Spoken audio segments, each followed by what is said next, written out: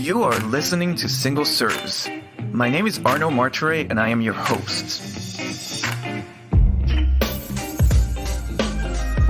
Single Serves is a podcast dealing with design, architecture, business, and city building in which I interview an expert on a specific subject matter. Together, we dive into that topic and challenge conventional thinking in a thought-provoking conversation. I sincerely hope that you will find these conversations as engaging as I did and learn a thing or two in the process. Don't forget to send us your comments, criticism, and praise. To do so, you can email us at hello@rvltr.studio or leave a comment online. You can also subscribe to the podcast on our website at rvltr.studio.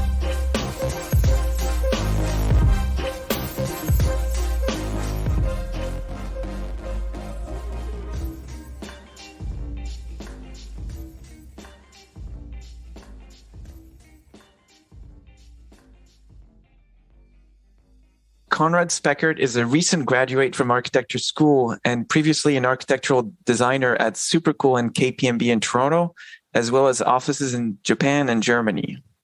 He's currently working on a proposal to allow for single-stair apartment buildings in the National Building Code of Canada. More broadly, he's interested in policy solutions that address or combine housing and climate crises.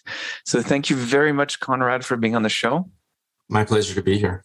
So today we're going to talk about single-stair buildings and why they might provide solutions to the housing crisis. Before we do so, can you tell us who you are and what you do in your own words in 3 sentences or less?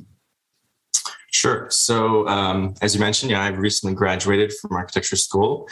I did my undergrad in Ontario at Waterloo and my master's at McGill. And what I've become really interested in is the issue of housing, especially around the missing middle. And just how this can really deal with questions of affordability. And currently I spend my days working on the code change, which is kind of a continuation of what I'd done as my thesis project, which is all about single stair buildings in Canada. Okay, so before we jump into the single staircase buildings, can you tell us a little bit more about that effort or project you're working on of the code change? Like, have you been mandated by someone, or it's something you're doing independently? How is that working for you? No, I wish someone had told me to do this, but instead I chose to. This basically began as a thesis project. So for 4 months of research, where I started to look at what other jurisdictions allow, the types of multi-unit buildings that are possible. And that work was really well received. And given the recent kind of pressure and timing around issues of housing affordability, I've been really encouraged by other architects, and then got some funding through a kind of federal grant to actually develop this into a code change and submit it for the federal or the National Building Code. So you're working on the changes and you're going to submit them to the, I guess, regulatory authority at some point in the hopes that they'll change the code based on your recommendations? Yes. That's amazing. Yeah. So let's talk about single staircase buildings and what are they exactly? So single staircase buildings, which you'll hear some people, especially Michael Eliasson, who talks about a lot as well, refer to it as point access blocks, is a building that has one exit stair. So, for instance, in North America, mostly for apartment buildings, we have a corridor with 2 exit stairs at either end. But there's a way more flexibility kind of in the types of floor plans you can design and the way you can lay out units when you can have one central exit stair. It gets you really much more livable spaces, more natural daylight, better passive ventilation. And it's really the kind of dominant housing type in urban environments around the world, except in North America. In North America, we do double-loaded corridors, which are pretty much the same layout. Your apartment building is laid out the same way as a hotel. And so your apartment is a shoebox. And my favorite term I've heard someone use for it is they are safety deposit boxes in the sky. Yeah, there's a lot of truth to that. So is there a particular reason why we don't have them in North America? Building code. Our building code does not permit So in Canada, you're not allowed to build above 2 stories with a single stair. Mm-hmm. And there's only one exception to that, which is the townhouses. Townhouses, or you can go to 3 stories, where the stair is just within that unit. But in the US, you can go to 4 stories, although every city actually has its own kind of variation on that. And when you start to look at building codes in the States, it's crazy how every single city is slightly unique in its own way. Mm-hmm. So in the course of your research, have you found out what was the rationale for mandating 2 stairs in North America? Is there a particular reason? So I'll give you 2 versions of an answer to that. The Canadian Building Code was first published in 1941. And Canada has a history of building in wood frame construction, which is combustible construction. And so one really good argument for why the rules are the way they are is that in return for combustible construction, we have really stringent exiting requirements. And to be honest, that made a lot of sense in 1941 when the code was first published. But today, with modern firefighting practices, with a really good understanding of people's behavior in fires, with modern fire alarm systems, with a whole bunch of other things that we put into our codes, and just a totally different way of building buildings, it really doesn't reflect that condition. So I'd say that's the one. It's a history of building in wood. Mm-hmm. And then the other one is that in Canada, there isn't really a history of dense, walkable urbanism, which is the type of, the way we see cities have been built in Asia and Europe for a long time. And so that never meant that there was any kind of pressure to optimize the codes for, mid-rise apartment buildings. Mm-hmm. And that's why in Canada, there's Part 9, which makes it really easy and affordable to build low-rise buildings below three stories and 600 square meters. Mm-hmm. And then as soon as you exceed that, you jump into a whole new basket of rules, which means that developer will very rarely be able to pencil out a project that's 4 or 5 stories, and it just pushes up. It adds pressure to go really high. So I'd say those are kind of 2 answers to it. Mm-hmm. And maybe one thing just to add to it to compare is that in talking to a code expert, really good piece of advice or kind of a description I got is that basically the older the building code is, so the longer it's been around for, the longer that document is. The code in Canada is over 2,000 pages long, whereas in a country like Switzerland, for instance, it's only, I think, about 600. And the notion there is that a lot of countries after World War II, they just started over with a new code. But in North America, our code is based off of, model code is based off of codes from individual cities. Mm-hmm. So Chicago, New York, and Boston. So before I ramble too much, what that basically means is that there's a lot of stuff that's in the code in Canada today that's based off of risk assumptions from over 100 years ago. Mm-hmm.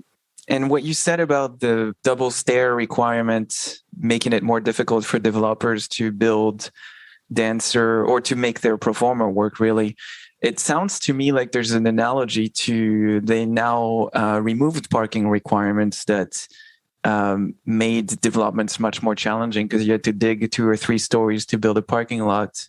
Whereas nowadays there's maximum parking requirements that force you to either allow you to not have any parking, and if you do, to keep it to the bare minimum. So do you think if that rule was removed or amended, it would have a similar impact on the ability of developers to make their pro formas work?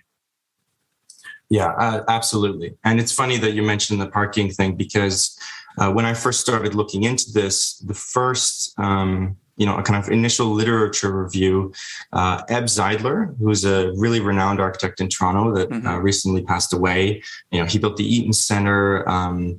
He was in an interview in the Toronto Star way back in 2004, where they were asking him about the new kind of mid-rise planning guidelines and what that would mean for the city of Toronto along, avenues.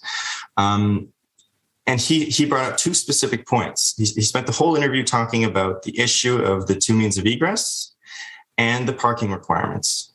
And so what's really exciting is that we see now, the city has removed and changed those parking requirements, which suggest, in part, if you follow Reb Zeidler's logic, the stair is that other big hurdle.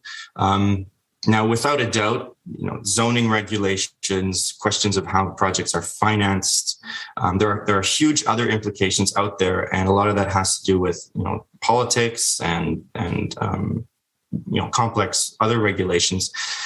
But as a specific building code, within the realm of kind of architects and engineers and planning departments, the issue of the single stair is huge.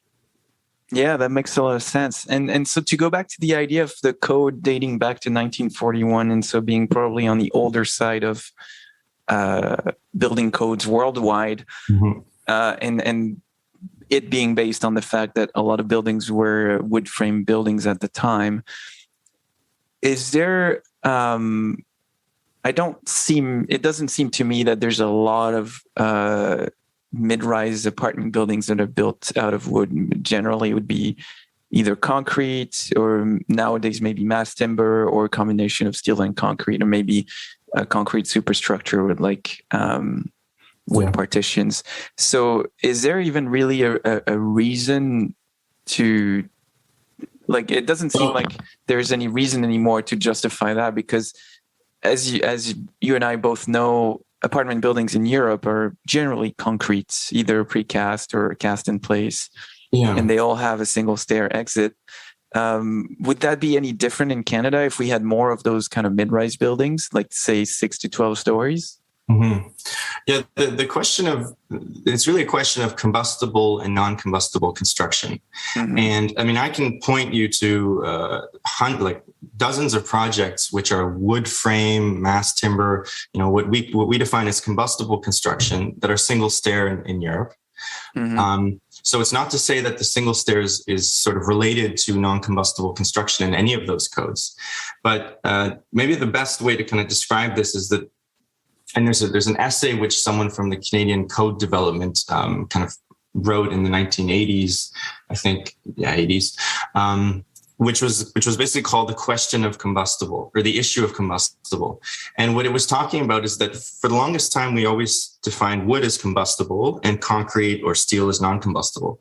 But the modern code is actually set up that that's really not the discussion at hand, in that performatively it's about time. So it's about the fire rating of your assembly. Like, you can build a wood frame, wood stud building with a 2-hour fire rating the same way as concrete. Mm-hmm. And so we really have to sort of unwind and unwrap this and untangle this idea of a building is either non-combustible or combustible, because that then also has huge implications on, the embodied carbon and the climate change impact of how you build as well.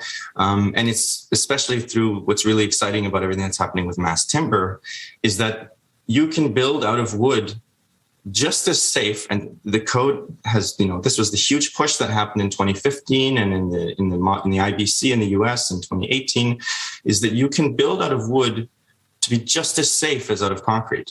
And so that material question has really been debunked in the past few years, especially through the work of the Canadian Wood Council.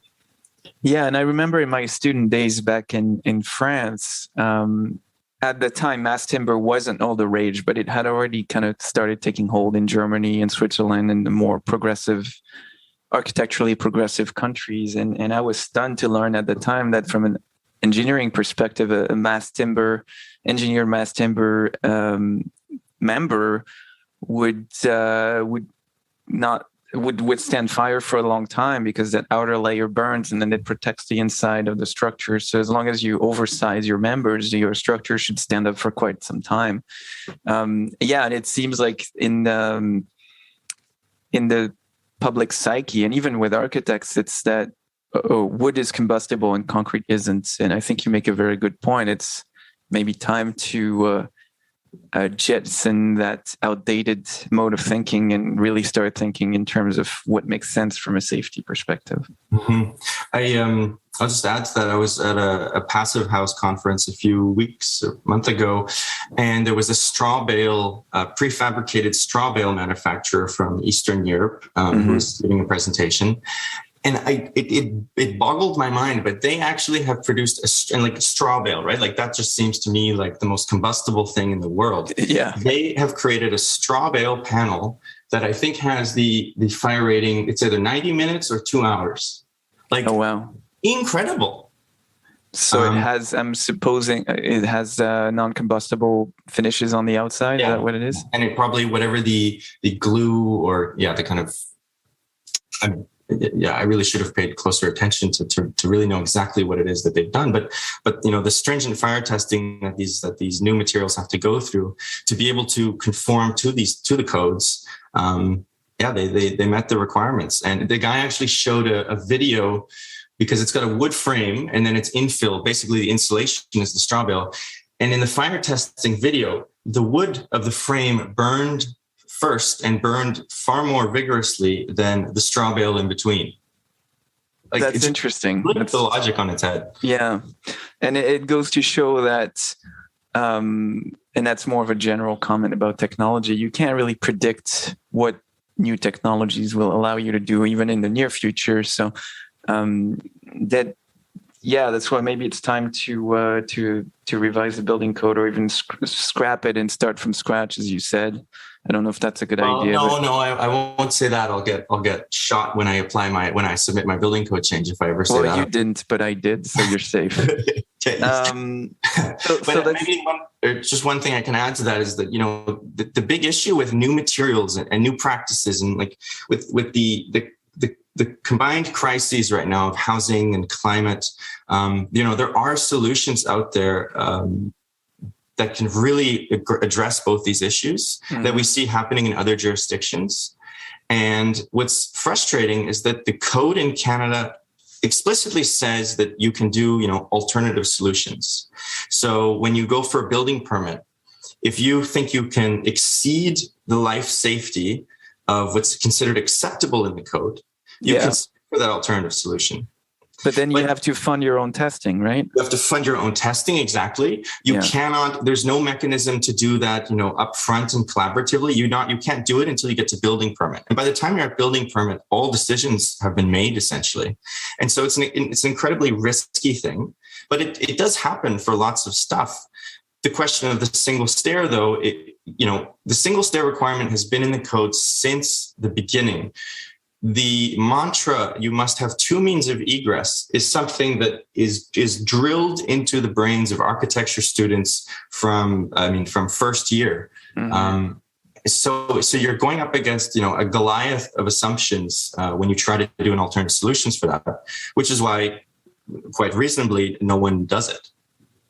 Yeah, and to be fair, I think the housing crisis, although I hate this term crisis because it's so overused, I'm sure the building code change could have a serious impact on making it easier. But I personally, and this is a whole other topic for another podcast, but I personally think it's the zoning issue and the politicians' lack of balls to be direct to change the codes to allow more mid-rise as of right. And the building code would help if you didn't have a second stair requirement. But there's also like an entire, I think it's like 60 or 70% of a city like Toronto where you can only build single family houses as of right. This is insane. This is madness. And I've talked about this many times on this podcast with Chris. You should have a ticker counting how many times someone says yellow belt in your podcast. Yeah, and if I had a drink every time, I'd be drunk by the end of the podcast. Exactly. Yeah. To say, I don't talk about, if anybody thinks that I'm coming in here and proclaiming that single stair is a silver bullet. No, it's not a silver bullet. The issue of zoning, the issue of, acceptable levels of profit in a pro forma, and the degree of, capitalism that we insist on, like whatever you want to zoom out scale, there are huge, bigger issues at stake here.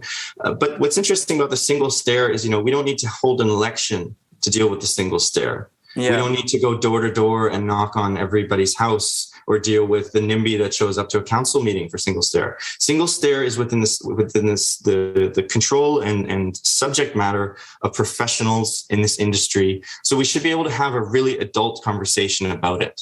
Mm-hmm. Yeah, and probably no one cares, like outside of the profession anyway. So if that requirement were removed, like people wouldn't even give us a thought about it. I've been accused by some people of trying to kill people, but that's wrong. But that's always going to happen, I'm afraid. So let's talk a little bit about your research and what motivated you to do your thesis on the subject in the first place. Like, how did that come about? Yeah. So I grew up in Europe. I grew up in a single stair building. It was 3 stories and 5 apartments. When I started architecture school in Canada, again, in first year, we had a housing project and multi-units. We did, I think, 3 stories. And the professors made it very explicit. You need to have 2 means of egress. And at the time, I didn't realize, the significance of that statement. Mm-hmm.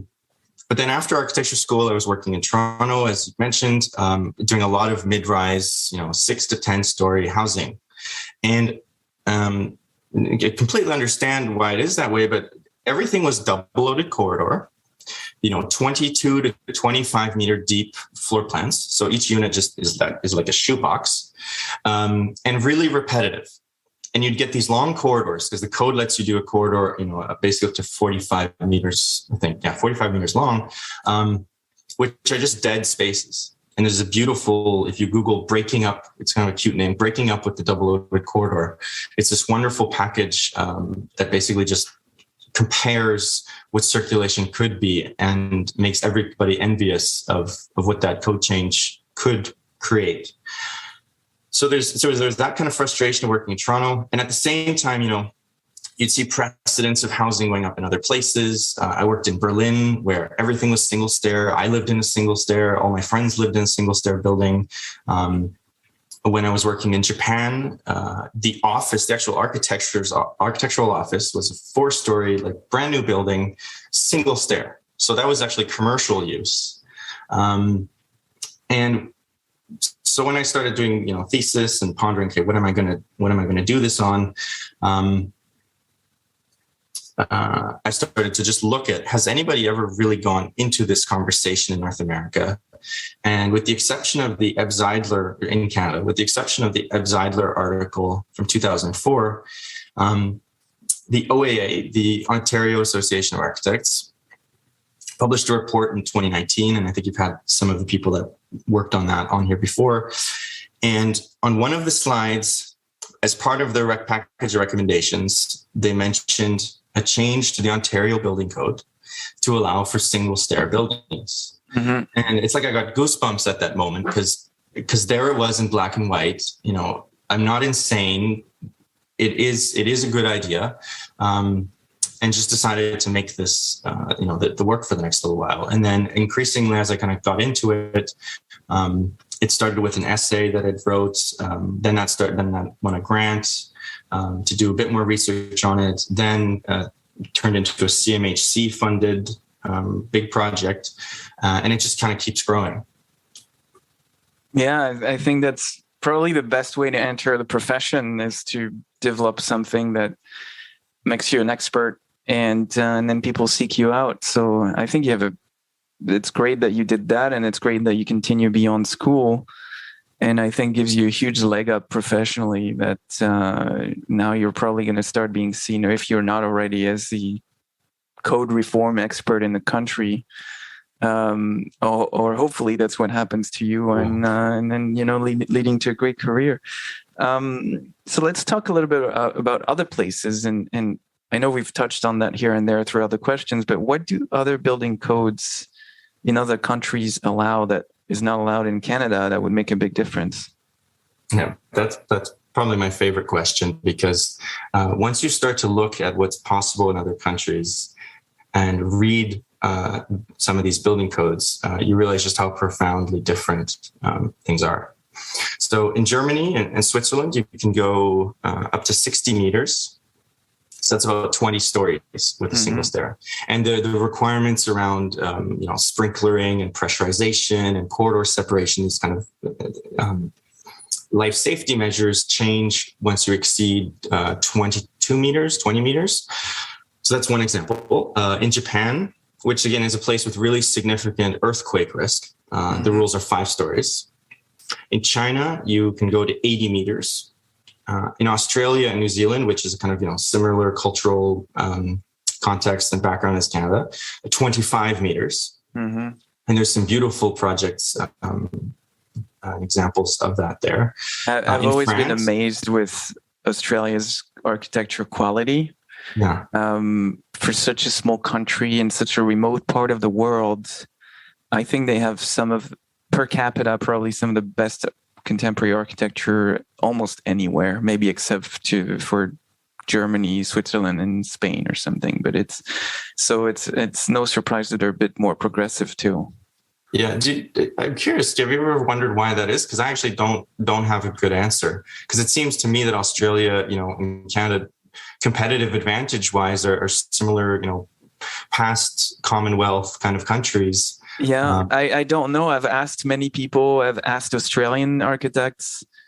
Nobody has a definitive answer. Some people have elements of an answer, but it's hard to tell. I don't know if it's in the culture or, their building codes allow them to do things you can't do elsewhere. I'm not familiar enough with that. But I've been to Australia once for a couple of weeks, and just about anywhere I went, the creativity and the quality of architecture was outstanding. It's just mind-blowing. I don't know that anyone has a good answer, but maybe it's cultural, and they just, because they're a bit weird sometimes. Maybe they just kind of carry that into their... Canadians are not weird sometimes? They are, but not in like a creative, funny way. What I'm saying may make no sense at all, but Australians are playful. They like when you hang out with a group of Australians, they're gonna banter. They're gonna give you shit for having a silly name or wearing a funny shirt or not drinking as many beers as they do, or whatever it is. And I think that translates into their design culture. They're just more playful, I guess, is the closest term I could use. Canadians can be weird from a European perspective, and I am Canadian now, so I'm trying to be careful about what I say, but it's in a more conservative fashion. It's more, socially speaking, Canadians are more conservative. They don't like to rock the boat. They don't like to stand out. So I think that's the chief distinction between Canadian and Australian cultures. One is in that sense, our building code is a perfect reflection of our culture. Yeah, probably. So I'll add to that a few more notes, maybe. Yeah. I'm in Quebec right now, so I better mention France. France is 50 meters. But if anyone listening to this is really curious, you can go to the website www.secondegress.ca, and there's a whole list of countries and the maximum height you can build with one stair. And again, just to point out, Canada is at the bottom of that list. And maybe one other thing is the UK. The UK is at the top of that list, and the UK actually has no limit on the maximum building height you can build. And there's been a few interesting articles recently because post the Grenfell disaster, post Grenfell, there have been some building applications for buildings that are almost 50% taller than Grenfell with a single stair. And the code in the UK, it says, this is fine.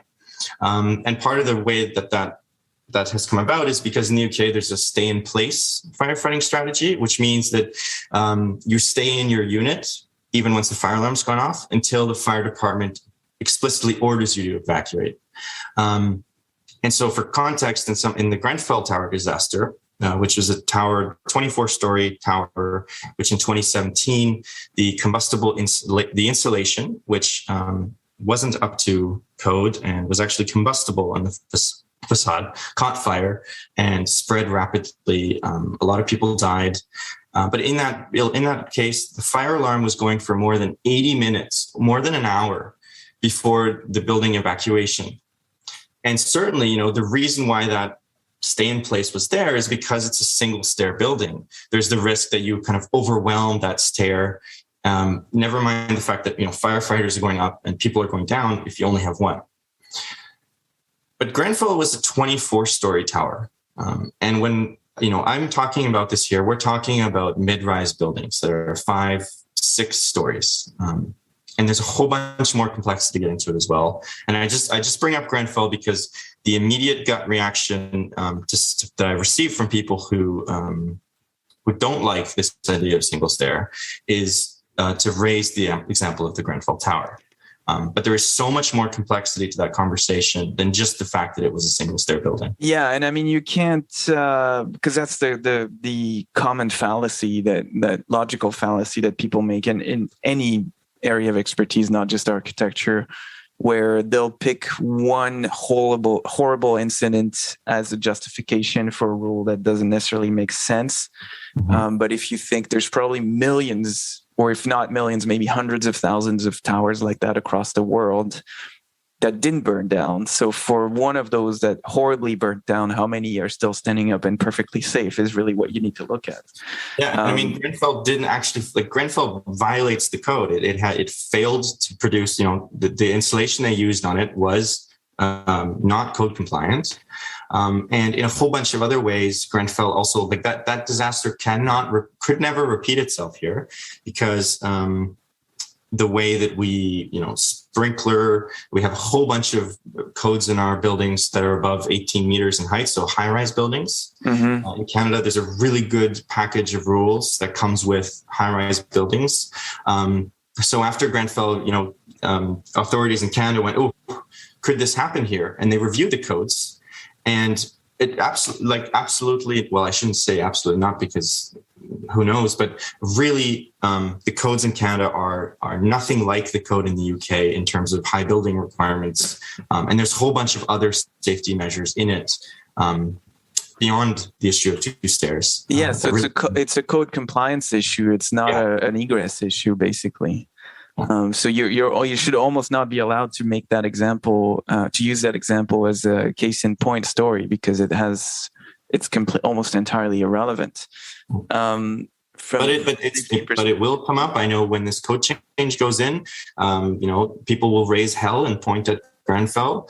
And precisely this conversation has to happen over and over again. Yeah, of course. That's why you have to be prepared. And I mean, logic doesn't always solve the issue because logic, doesn't convince people necessarily. But I think you gotta stick to the evidence of the safety of those by and large, and not just because otherwise you can find a horrible example of anything just about anywhere in the world.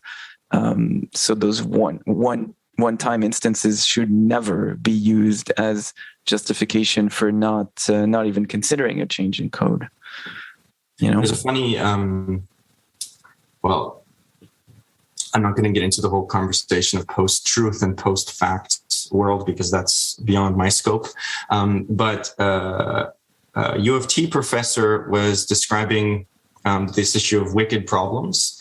Mm-hmm. And in doing so had mentioned, the debate around street widening or traffic calming is something where pedestrian planners will say, this saves lives because it slows traffic, which makes the streets safer. Yeah. But often a fire department will come back and say, no, this doesn't save lives because it slows our response time to an emergency.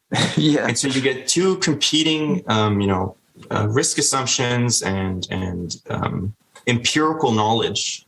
And that's a really frustrating predicament, because it's really, someone will say, okay, we need to create the, study and hire a consultant to settle this debate. But how do you settle that debate when both sides has a competing value system? Well, there's an easy answer to that, is buy smaller fire trucks like they do in Europe.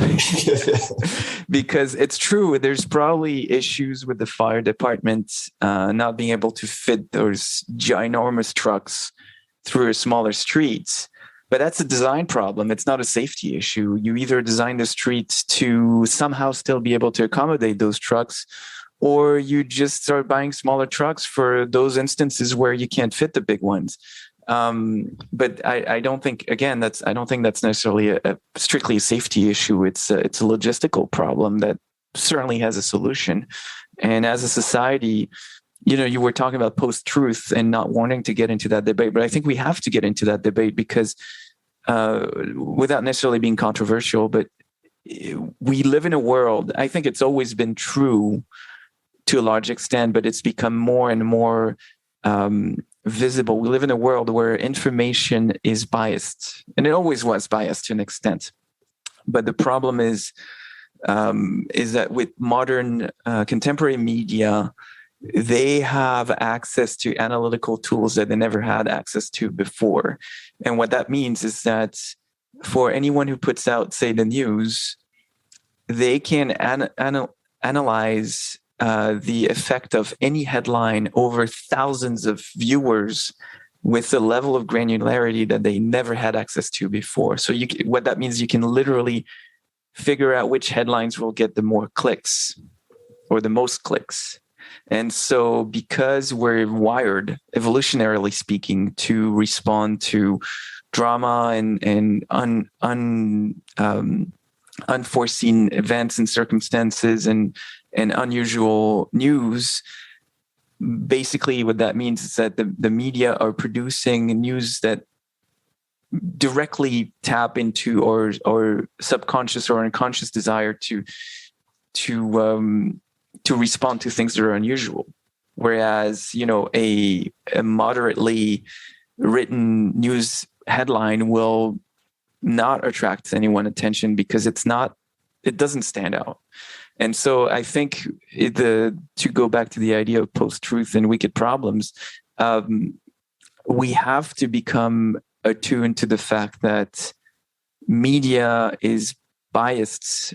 Media are biased more than ever before because they have access to that analytical data that enables them to produce content that people want to click on at a subconscious level.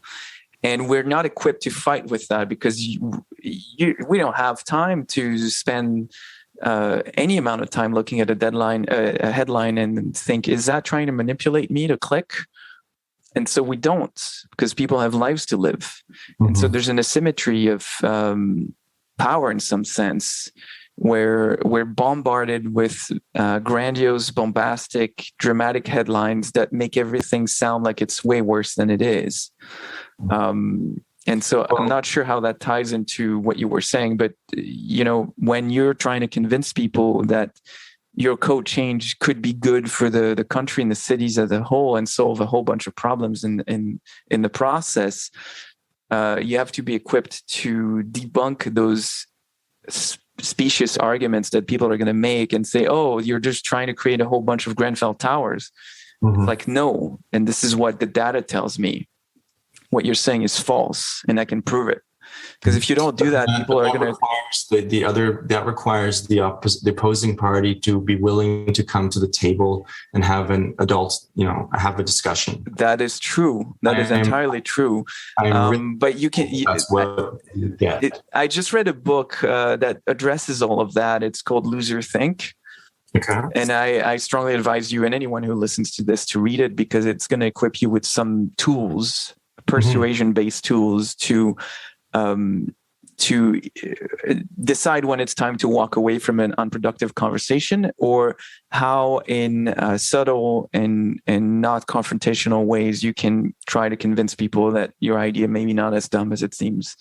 Because it's important, right? You have a great idea, you're doing great work, and I think not just you, everyone who does anything similar to what you do, and it's true for what I do professionally as well, we have to be equipped to be able to convince people that all new ideas are not necessarily bad, and there's precedents out there that we can study, and then these could be the benefits we gain from changing this or that, because you're going to do it one step at a time. You're not going to convince everyone that you're correct, but one domino knocks down another one, and before you know, you have enough support to support your idea and your change. Anyway, that's a bit of a digression into. No, it's fine. I mean, I've since this this work has started, I found myself reinstalling Twitter, which is very involuntary and reluctant, but partly because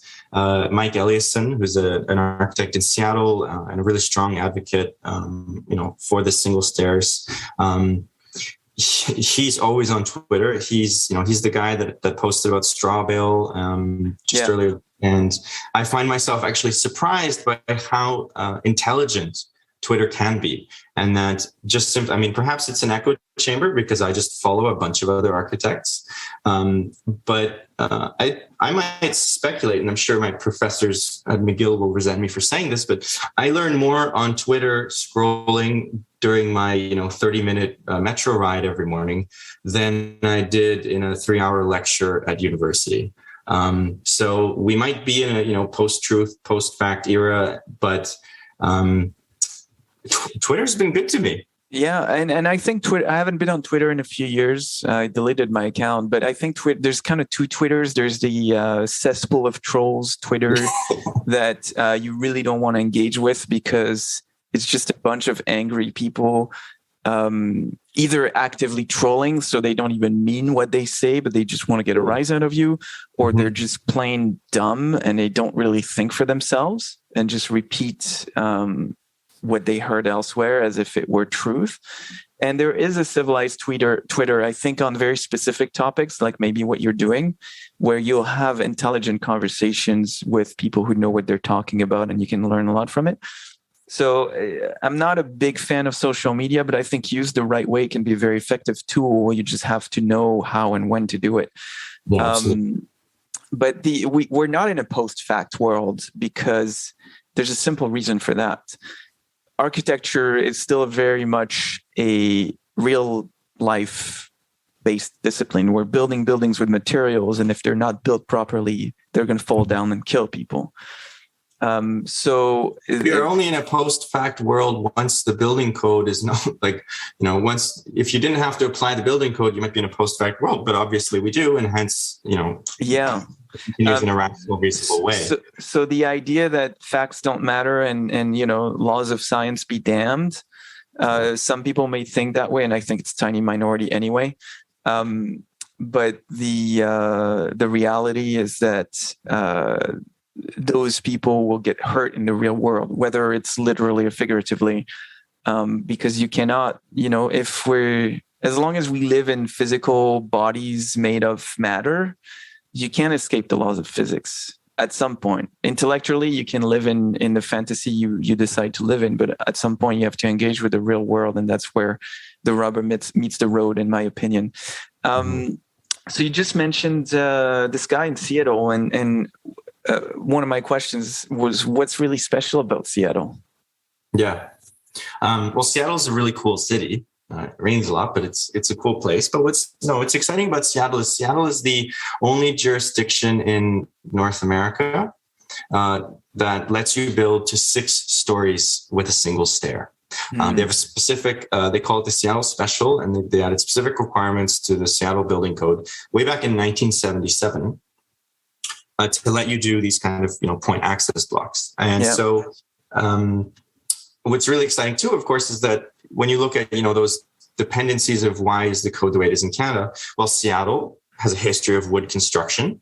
Seattle has a history of suburban sprawl. So culturally and contextually, Seattle's, it's right on against the border with BC. It's a really good reference and precedent for the kinds of, code change we're talking about. Because, I can talk about codes in Asia and in Europe all day long. But that might just go over someone's head or seem unhelpful when you're talking in a North American context. Yeah, but Seattle is close to home, right? Seattle's close to home, exactly. And they've had it for, over 40 years. And there's some beautiful examples of these single stair projects being built. Probably my favorite one is the Capitol Hill Urban Co-housing, which I got in touch with the architect that designed this. It's, again, co-housing. So they designed it, they live in it.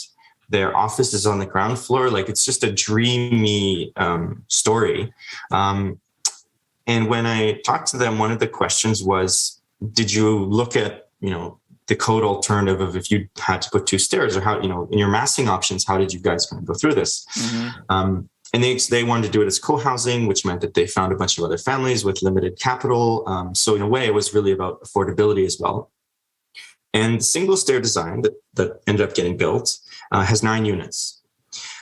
But they were looking at what would be required if they had to put 2 stairs, and they were only able to actually fit 6 units. So you lose 3 units in that scenario. Yeah, it's 50%. That's crazy. That's huge, right? And then what that does to your costs, your construction costs, and your pro forma, and then. These are his words. We no longer would have been able to house the people we wanted to house in this project, and probably needed to look for, a higher income group of people. So there's the questions of cost. And then also, if you look at this project, it's just a beautiful, the way the circulation works is beautiful. There's this wonderful axonometric drawing that just shows how everything kind of comes together. And it's really aspirational. And for me, when I saw this, just incredible, for someone living in Vancouver, this must be so frustrating to know that just across the border, you can do it. But in Vancouver, one cannot. Yeah. I'm looking at the website. The architect's pretty cool. And so it's interesting that Seattle has allowed that. You said they introduced that rule in the 70s? Yeah. I spoke with some people from Seattle's building code department, and they added the rule in 1977 because at the time they were, Seattle's similar in the way that lots and planning was laid out in Canadian cities. Suburban single-family lots are being developed closer into the city. You have these small lots, and so really tight floor plans, really tight ability to, fit something into it. And I guess in the 1970s, they realized, and they started having conversations with the fire department about, can we create a regulatory condition in which single stair is allowed? And what came out of that is a bunch of really good rational rules to say, okay, in the current code, the life safety says you need 2 stairs. How can we write a code that lets you have 1 stair, but is arguably as safe or more safe than what's currently, allowed? And so what they added was, they said, okay, these buildings need to be sprinklered. These buildings, the stair needs to be pressurized. And pressurization is all about, so you blow air into the stair to sort of positively pressurize it to keep smoke out, which for that scale of building with 2 stairs is not a requirement. They increased the fire ratings. And the biggest thing is that they set a maximum limit, and this is really similar in a lot of the European jurisdictions. You cannot have more than 4 dwelling units, 4 apartments on each floor, which is also, in terms of livability, quite nice, because then it's more intimate. Your units are all on corners, and it has a whole bunch of other implications for the kind of scale and maybe less anonymous kind of culture of that building. Yeah, that makes a lot of sense. So has there been any studies of the impact of that rule in Seattle since it was implemented? Studies? No, not that I've come across any studies. Because what would be interesting is to see the pre and post rule Seattle and see how the city has changed and been impacted. And I guess it's hard to measure because ideally you'd run an experiment in parallel with 2 cities, one with the rule, one without, but we don't really have that luxury. Studies are interesting because studies rely on data. Mm-hmm. And so one of the things that I've been, constantly said, you need to go do this is look at the fire statistics, injuries and deaths across Canada and the US and in Europe, and to say, okay, in jurisdictions where you can do this, or even just for that building type, is it safer? But the problem is that fire statistics, in Canada, for instance, the way the statistics are collected is in categories. So you're either in a category which is multi-unit building below 5 stories or up to 5 stories, and multi-unit building above 5 stories, which means that a 6-story building and a 30-story, tower are tabulated in the same way, and it's impossible. Is what I've been told by some people that do this for a living. It will be impossible to really extract a solid argument from these statistics about this issue. And in the question of Seattle, even though since 1977, the single stair has been legal, the reality is that, there are dozens of these buildings, but there aren't many, there aren't thousands. It's not the predominant building typology of the city in the way that in Berlin or Paris or Barcelona. It's everywhere. It's culturally the norm, and that's a whole other conversation around what is the minimum scale of development that people deem profitable. What is the acceptable profit margin? What is the just a whole bunch of other questions around land assembly, everything else. So it would be really easy if we could go to Seattle and, just drive down the street and every building was one of these single stair specials. But they're actually they're kind of gems hidden in the midst. Yeah. I'm sure there's still something to learn from it, but it's also, it's a very locale specific issue, right? You would have to adapt the rules to every province or every city because they don't have all the same needs. Like Montreal has a lot of 2-3 story walk-ups with like a couple units per floor. So they have much more of that low mid-rise or low rise typology that allows them to have a lot greater density than single family homes that you see predominant in most of Toronto. It's funny, like I live in Montreal right now, and I've been doing this research entirely while living here. But I kind of smile at the fact that Montreal's the place in Canada that, needs this code change perhaps the least, precisely because it has a really good housing stock of triplexes. But what's also funny is once you start to go in depth about that, the triplex has this kind of winding, steep exterior stair at the front and these spiral, fire escapes at the back, which today with the modern code and the riser run, slope of stairs, you cannot do. But there's some really amazing examples from architects that have done triplexes in new construction today, and they've been really smart about finding ways to conform with those current safety requirements in Montreal. But the biggest lesson I think that comes from Montreal is, Montreal is colder in winter than Toronto or Vancouver, and it snows more than Toronto and Vancouver. But exterior stairs are totally acceptable means of egress. But if you go talk to an architect in Toronto and say you're going to put an exterior stair, everyone gets really worried because that just seems irrational or unreasonable or super unsafe. But in Montreal, they're just ingrained. Is that a cultural thing or is that a code thing? Because say if you wanted to do external stairs in Toronto, can you do that, or is that not allowed? So explicitly in the building code, yes, you can do exterior stairs. But once you sit down, and I only know this evidence anecdotally, once you start to sit down with authorities and perhaps a fire inspector or plans reviewer, sometimes you actually have to explain to them what the difference is between a fire escape and an exterior stair.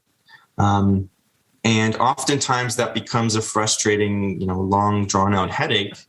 And there's a bunch of other just slight perceptions and sort of ingrained assumptions. But explicitly in the code, yes, you can do exterior stairs. It's just not conventional practice. Yeah, I see. One of the last questions I had for you, we haven't talked about it, is scissor stairs. Aren't those the solution to the problem? So scissor stairs are efficient. And in Canada, scissor stairs count as 2 exits. But in the US, actually, scissor stairs do not. So scissor stairs are only allowed to count as 1. And scissor stairs are, really cheap and efficient ways to build. Pretty much every condo glass tower in Vancouver is a scissor stair building. Mm-hmm. But one comment I would give about scissor stairs is, it's fine when you're in a tall building and you use the elevator anyways. But to carry your groceries up a scissor stair or to ever bump into your neighbor on a scissor stair is not going to happen. And in buildings that are 3 or 4 stories, 5 stories, 6 stories, these kind of missing middle, mid-rise scaled buildings, a scissor stair actually has a huge impact on the cost and the quality of the building. Because you have that corridor separation, stair uses up more space. And because these projects are so non-competitive already, the difference in your design between a scissor stair and a single stair has a really huge impact. But obviously, if you're doing a 10-story tower or a 20-story tower, the scissor stair is the most rational thing to be doing in the code in Canada. So there's a qualitative aspect to the stairs as well. Like if you want to build better housing stock, because a lot of those interactions happen in the stair. You were mentioning like bumping into your neighbors or helping the grandma that lives upstairs with their groceries. I think there's a qualitative component that we haven't talked about that's really important in the way those buildings are built. Because maybe if you don't have 2 stair requirements, you can put 10 or 15% more surface area into the main staircase to make it more of a social component of the building. Isn't that the case? Yeah, absolutely. When stair, corridor separation is a really detailed question about whether that stair is open to a landing or not. Mm-hmm. But beyond just the conversation of cost and floor plan efficiency and being able to, unlock smaller lots and smaller sites to actually be able to develop on them, there's this whole other conversation about livability. That with a single stair, you get these units that can be through units, so daylight on both sides and cross ventilation. Mm-hmm. And Mike Ellison actually brought up something which I hadn't thought about yet, which is the question of urban noise. So if you're in a condo building on a arterial street in Toronto, and you have one orientation, one side gets, and say it's north-south orientation, one side gets all the noise from the traffic and all the sun, and the other side gets neither. Well, you see it in Paris or even in France a lot, where you have those, there are multiple buildings, but they form an entire block, and then there's a big courtyard in the middle. Yeah. The street in the front is very busy, and that's usually where you have like your kitchen and living room, and then the bedrooms are on the courtyard side, where everything is super quiet, and you still get a bit of sunlight and some direct ventilation. Yeah, so that makes a lot of sense. It's a way more livable, way to build. And I'm not surprised that in Canada, everyone, saves up to the point that their commutes out of the city until they can afford a detached house. And everyone kind of hates condo buildings and rails against them all the time because it's really hard to build a pleasant and nice apartment building in Canada. And that's I can see that point being very true. I think that was a very interesting conversation. I'm out of questions anyway, but any last words of wisdom or thoughts that you want to share with the audience? One thing I'll just mention is that the way that we're working on this code change right now is not at all to imply a decrease or deduction in safety. The code change is being developed in ways that it either meets or exceeds the currently acceptable life safety of having 2 stairs. And there's a really detailed conversation about that. So to anybody that wants to get in touch with me to support the code change, go to the website and you'll see my email address there. .ca, correct? Yep, secondegress.ca. Yeah, I'll be sure to put that in the show notes. Perfect. And then maybe one other note is and this really surprised me, is that when I started to look into the codes development system in Canada, which is the kind of federal body called the CCBFC, the Canadian Commission on Building and Fire Codes. For a long period of time, there weren't any architects involved in that codes development on those committees. And so I kind of smiled, because if there aren't any architects participating in the development of our codes, it's mostly engineers, people from the Association of Sprinklers and the Concrete Association and fire marshals.